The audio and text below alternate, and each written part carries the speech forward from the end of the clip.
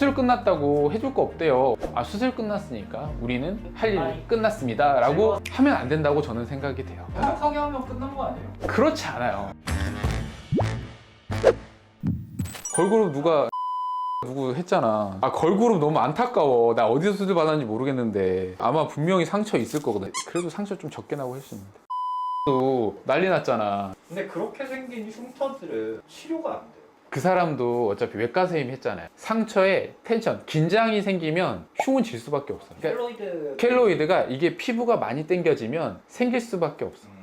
문제가 피부가 이렇게 당겨졌잖아요. 아마 여기 해야 되는데 여기서부터 들어가야 되니까 무리하게 당기니까 피부 끝이 다 썩었을 거라고. 끝이 썩으니까 여기는 제거를 했는데 여기가 흉이 안 남은 거죠. 그거는 무조건 2차로 해줘야 돼. 근데 하지정맥 수술도 이 비절개 수술이라고 해도 밑에 종아리 쪽에서 들어가잖아요. 째고 들어가는데 흉터가 안 남아요? 하지정맥류요? 배나실 고주파는 생겨요. 점처럼 그게 보일 수도 있어요. 그럼 안 좋은 거 아니에요? 그거 안 좋다니까 내가 말했잖아. 이 대표도 그러니까 다 생겼어.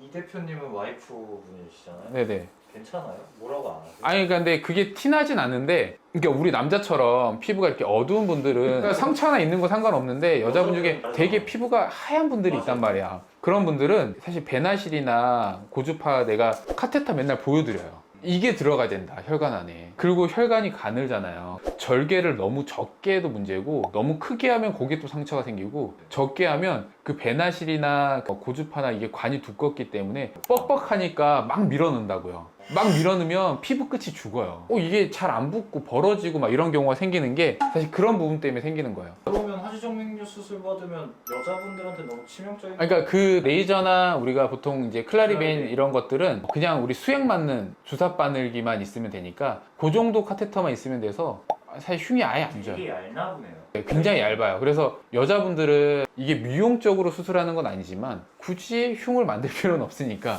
그래서 이제 그거를 보통 말씀드리죠. 3세대 수술 중에 클라리베인은 의사 선생님들이 그렇게 선호한다라고 얘기하시는 분들이 그렇게 없더라고요. 그러니까 클라리베인의 이게 문제가 경화제라고 하는 약을 쓰는데, 이 약이 그 용량 때문에 문제예요. 하루에 쓸 수 있는 용량이 좀 정리가 되어 있는데, 용량 때문에 대복제, 소복제를 한쪽 다리를 하고 나면 사실 하루 용량을 다 쓴다라는 게 조금, 그러니까 쉽게 말하면 나는 수술을 클라리베인을 해야 되는데 만약 양쪽에 다 하지정맥이 있어, 다 수술하고 싶은데 수술을 못 한다는 거예요. 그렇죠. 그럼 환자 입장에서는 안 하죠. 그죠. 그리고 비용을 결국엔 2배를 내야 된다. 이제 그런 문제들이 생겼는데, 농도를 조금 변화를 좀 줘서 만약에 3%였다 그러면 3%에서 뭐 10cc를 썼다고 하면 용량 변화를 주기도 하고요. 저 같은 경우는 용량을 조금 변화 주기도 하지만 이 을 만들어서 생기는 혈관 경화요법 있잖아요. 그걸 조금 변형해서 같이 쓰기도 해요. 아, 이거 나 약간 비법인데. 이거 뭐 그러면 딱 들어만 봐도 지금 클라리베인이라는 애가 그냥 교육만 조금 받아서 할 수 있는 게 아니라 이게 좀 숙련도가 쌓여야 잘할 수 있는. 그죠. 숙련도가 좀 필요해. 그러니까 고민을 많이 해봐야 돼요. 뭐 용량이라든가 약이라는 게 적절한 용량, 최소 용량이 들어가서 최대 효과를 내는 게 제일 중요하잖아요.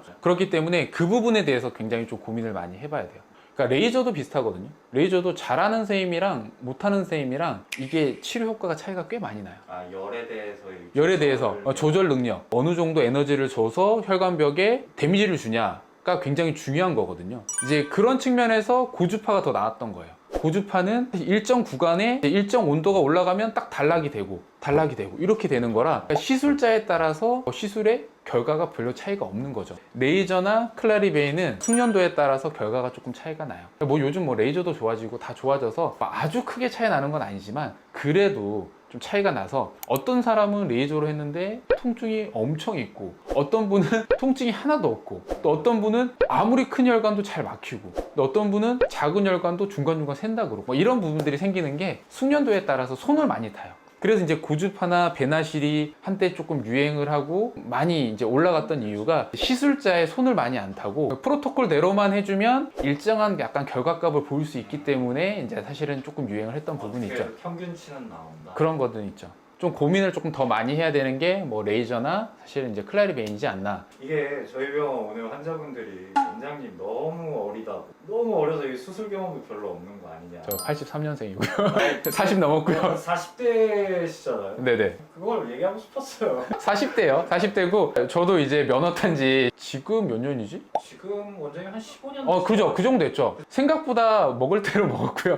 흉부외과로 일한 지도 10년이 넘었고 사실 시간이 꽤 많이 지났어요. 그리고 뭐 어떤 측면에서 이 손이라는 게 제일 좋은 시기가 40대에서 50대 사이에 외과 의사가 제일 어떻게 보면 황금기예요. 다양한 방법으로 도전도 해보고 여기서 만약 부딪히는 벽이 있으면 포기하지 않고 또 다른 것도 도전해보고 이런 것들이 갈 수 있기 때문에 40대는 굉장히 황금기고 환자분들에 있어서 40대 의사분들, 외과 선생님들한테 수술 받는 거는 어떻게 보면 저는 괜찮다고 생각을 들어요. 만약에 지인분들이 흉부외과 중에 뭐 심장 수술을 받아야 되고 뭘 수술을 받아야 된다라고 하면 저는 만약 추천한다 그러면 한 40대 중반 요때 선생님들을 보통 추천할 거예요.